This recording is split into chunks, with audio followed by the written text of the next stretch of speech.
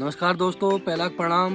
मैं नारायण रावत उत्तराखंड से एक बार फिर नए ब्लॉग के साथ आपसे जुड़ने की कोशिश कर रहा हूं। और अब मेरा आज का टॉपिक है डेली लाइफ में हेल्थ फिटनेस और हमारे आज के खान पान पर हमारे शरीर पर क्या प्रभाव पड़ रहा है। निश्चित तौर पर सब जानते हैं कि किस प्रकार की हमारी आज लाइफ स्टाइल है, कैसे हम जी रहे हैं। और पहले कहा जाता था कि पहाड़ में जो हमारे लोग हैं हम हष्ट पुष्ट और पौष्टिक भोजन लेते थे, लेकिन अब मेरा ये मानना है कि पहाड़ में केवल शुद्ध वातावरण बचा हुआ है, पर्यावरण बचा हुआ है। बाकी खान पान की बात करें, हम भी हल्द्वानी से और बाहर से ट्रांसपोर्टेशन के माध्यम से आने वाले भोजन पर निर्भर हैं। चाहे सब्जियां हो, फल हों, चाहे हमारे भोजन का जो सामग्री है, दालें हैं, हर कुछ जो भी शामिल होता है वो हम सब बाहर से ले रहे हैं। और कई ऐसे क्षेत्र हैं पहाड़ में बचे हुए जो स्वयं अन्न उत्पादन करते हैं, और उन लोगों को मैं आज भी धन्यवाद देना चाहता हूं। लेकिन मेन टॉपिक पर आने के साथ मैं सबसे पहले आप सबसे अनुरोध करूंगा कि मैं यूट्यूब चैनल के माध्यम से और सोशल मीडिया के दूसरे प्लेटफॉर्म के माध्यम से अपनी बात को आप सब तक पहुंचाने के लिए प्रयास कर रहा हूं। तो मेरा चैनल नारायण रावत के नाम से यूट्यूब पे है, उसको सब्सक्राइब करें, लाइक करें और निश्चित तौर पर अपना आशीर्वाद दें। साथियों, आज के समय में पहाड़ में भी बीमारियों ने अपना घर बना लिया है। आज के पीढ़ी के नौजवानों को हाइपरटेंशन, ब्लड प्रेशर, शुगर और तमाम प्रकार की बीमारियां होने लगी हैं। और उत्तराखंड के परिप्रेक्ष्य में इस बात को मैं इसलिए कह रहा हूं कि मेट्रोपॉलिटन सिटीज़ की जो लाइफ स्टाइल है, जो शहरीकरण का जो एक जीने का तरीका है, वहाँ तो बीमारियों का अंबार है। लेकिन अब उत्तराखंड में पहाड़ों में भी ये प्रचलन काफ़ी आगे बढ़ रहा है। और उत्तराखंड का सबसे बड़ा जो दुर्भाग्य मैं कहूँगा कि आज के नौजवान सभी लोग नशे की गिरफ्त में आ चुके हैं। एक तरफ हम अपनी फिटनेस की बात करते हैं तो दूसरी तरफ हम अपने शरीर के साथ खिलवाड़ करते हैं।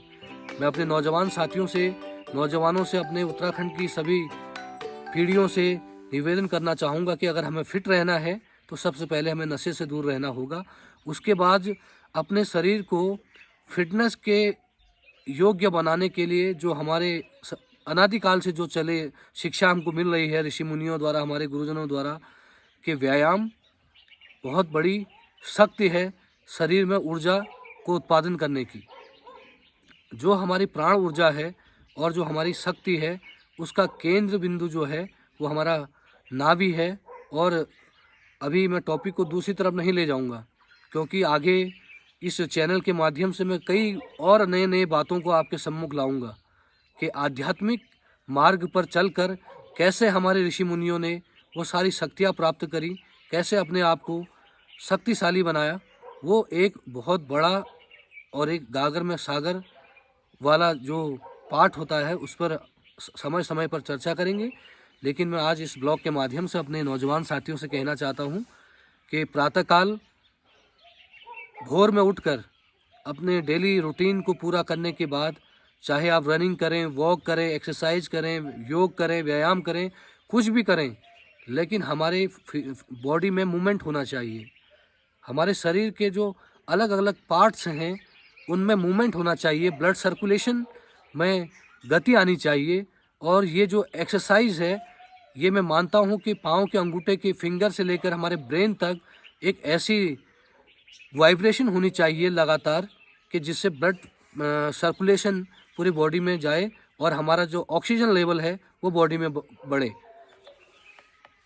तो इस ब्लॉग में मैं कुछ ऐसे दिखावे की तरह बात नहीं कर रहा हूँ, और ना ही मेरे ब्लॉग आपको ऐसे मिलेंगे कि मैं चाहूँगा कि ये मैं खूब चमकूँ, लोग मुझे पसंद करें और यूट्यूब पर मेरे बहुत सारे फॉलोवर बन जाएं। ये मेरा उद्देश्य नहीं है। लेकिन मैं ये ज़रूर मानता हूँ कि यूट्यूब चैनल के माध्यम से अगर अधिक से अधिक लोग मेरे साथ जुड़ेंगे तो मैं अपनी बात को उन तक पहुँचा पाऊँगा। मैं भी इस बात के लिए चिंतित हूँ कि स्वयं हम, हमारे परिवारजन, हमारे उत्तराखंड के लोग, हमारे देश के लोग आज लाइफ स्टाइल के माध्यम से और अपने एक्टिविटीज़ के माध्यम से बीमार हो रहे हैं। बहुत दुख होता है। मैं भी एक सामाजिक कार्यकर्ता हूँ और शायद हर रोज़ ब्लॉक मुख्यालय से अस्पताल की दूरी बहुत कम है तो 2-4 पेशेंट के साथ जाना होता है। तो मुझे जो नॉर्मल बीमारी आज के समय में लगती है वो है तनाव, हाइपरटेंशन, ब्लड प्रेशर, शुगर और आपके अन्य जो बीमारियां हैं, ये इसलिए हमारे शरीर में घर कर रही हैं क्योंकि हम अपने शरीर के प्रति जागरूक नहीं हैं। हमें जागरूकता के साथ अपने फिटनेस पे काम करना होगा। और हमारे पुराने पीढ़ी के बुजुर्ग 100-100 साल हमारे अम्मा बुबू जी के गए हैं, वो एक उदाहरण है हमारे लिए। आज बात करते हैं आज हम लाइफ स्टाइल में अपने सारे फिटनेस की बात करते हैं। और इवन जो फॉरेन कंट्रीज़ में हम चले जाएं, वो कैलोरी कितनी लेनी है, प्रोटीन कितना लेना है, उनका डाइट चार्ट है। और हमारे भी जो सुपरस्टार हैं, पूंजीपति धनाढ्य लोग हैं, उनकी भी डाइट का लाइफ चार्ट बना हुआ है। लेकिन हमारे बुजुर्ग जिन्होंने मेहनत करी, पसीना बहाया इस पहाड़ में और 2 वक्त की सूखी रोटी खाई, लेकिन वो 100-100 साल जी के गए क्योंकि उन्होंने इस शरीर को साधने का काम किया, इस शरीर की शक्ति को बढ़ाने का काम किया। और मैं ये कहना चाहता हूँ कि हम दवाइयों पे निर्भर रहते हैं, लेकिन दवाइयाँ हमें साइकोलॉजिकली और मेडिकल सपोर्ट पे रखती हैं, लेकिन जो हमारी इच्छा शक्ति होती है, विल पावर होती है, वो हमें रिकवर करती है। हमारे बॉडी के अंदर वो पावर है कि हम किसी भी बीमारी से लड़ सकते हैं, उससे रिकवरी कर सकते हैं, लेकिन उसके लिए हमें मजबूत होना पड़ेगा। हमें स्ट्रॉन्ग इम्यूनिटी के साथ उस पर काम करना पड़ेगा।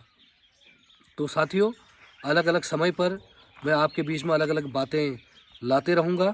मेरा आज का जो टॉपिक था फिटनेस, उस पर मैं अंत में यही कहना चाहता हूँ आज के नौजवानों से, सुबह उठें, बिस्तर को छोड़ें। आलस सबसे बड़ा दुश्मन इंसान का है। जो सोएगा वो खोएगा, जो जगेगा वो पाएगा। इसलिए मैं कहना चाहता हूँ कि प्रातःकाल उठें और इस बिस्तर को छोड़ने के बाद, अपने एक्टिविटीज़ को पूरा करने के बाद ग्राउंड में उतरिए, व्यायाम कीजिए, अपने शरीर से पसीने को बहाइए। दिन भर स्फूर्ति में रहेंगे। आपका जो लक्ष्य है, टारगेट है, उस पर आपका फोकस रहेगा। और ये कहना चाहता हूँ कि सबकॉन्शियस माइंड और कॉन्शियस माइंड का जो रिलेशनशिप है, इसको मजबूत कीजिए। अब एक जो मैंने बताया आपको, कॉन्शियस और सबकॉन्शियस माइंड का पावर, उस पर भी मैं बहुत बाद में, जब मेरे फॉलोअर्स मेरे साथ जुड़ेंगे, नए मैं स्टोरीज आपके सम्मुख लाऊंगा, तो मैं आपको बताऊंगा कि डॉक्टर मर्फी एक फेमस राइटर हैं, उनकी बुक है पावर ऑफ सबकॉन्शियस माइंड। हमारी जो अवचेतन मन की शक्ति है, उस पर मैं आपको एक टॉपिक के बारे में नए ब्लॉग में बताऊंगा। तो आप अपने माइंड को, अपने सब कॉन्शियस माइंड को स्ट्रॉन्ग कीजिए, अपने विचारों को अपने माइंड में भेजिए, पॉजिटिव वेव्स को लगातार पॉजिटिविटी को अपने ब्रेन में भेजिए। देखेंगे आपका दिन वैसे ही रहेगा। तो व्यायाम के बारे में मैंने आपको शॉर्ट में बहुत संक्षिप्त में बताने की बात कही। रनिंग कीजिए, वॉक कीजिए, वार्म अप कीजिए, एक्सरसाइज कीजिए, योग कीजिए, व्यायाम कीजिए, कुछ भी कीजिए, लेकिन जो ये हार्ड मांस का शरीर है, इसमें मूवमेंट होनी चाहिए, इससे पसीना निकलना चाहिए और इससे हमें महसूस होना चाहिए कि हम अपने आप को फिट महसूस कर रहे हैं। लेकिन आज की जो लाइफ स्टाइल है, हमारा खान पान तो बहुत ज़्यादा फैटी है और हम हैवी डाइट लेते हैं, फैटी डाइट लेते हैं, और एल्कोहलिक और नॉन वेज से भी इंसान का शरीर ख़राब हो रहा है। और मैं उस शख्स को प्रणाम करना चाहता हूँ जिसने कहा था, स्वस्थ शरीर में ही स्वस्थ मस्तिष्क का वास होता है। तो ये वही चीज़ें हैं।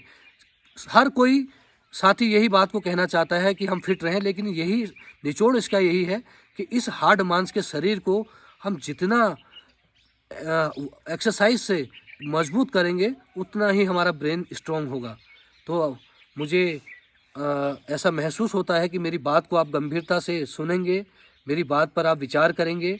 अगली बार एक नए टॉपिक के साथ मैं आपके साथ जुड़ने का प्रयास करूंगा, लेकिन आपसे निवेदन रहेगा कि अधिक से अधिक लोग मेरे YouTube चैनल से जुड़ने का काम करेंगे, क्योंकि मैं एक सामाजिक कार्यकर्ता हूँ, राजनीतिक व्यक्ति भी हूँ और अपने सामाजिक जीवन भी जी रहा हूँ, गृहस्थ जीवन भी जी रहा हूँ, और मैं एक आध्यात्मिक